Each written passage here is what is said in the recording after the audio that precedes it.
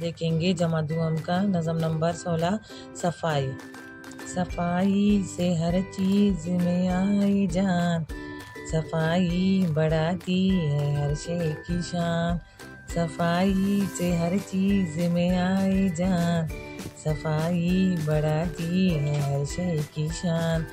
صفائی سے لگتا ہے اچھا بدن، صفائی بناتی ہے گھر کو چمن، صفائی سے کپڑوں پہ آئے بہار، صفائی سے برتن رہے آبدار، صفائی سے سونے پہ آئے چمک، صفائی سے لوہے میں آئی دمک، صفائی سے بیمار ہو تندرست، صفائی بڑھاتی ہے کاہل کو چست، صفائی نہ ہو تو عبادت نہ ہو، صفائی بڑھاتی ہے ایمان کو، گھروں میں جو اپنے صفائی رکھے تو بیماریاں دور ان سے رہے۔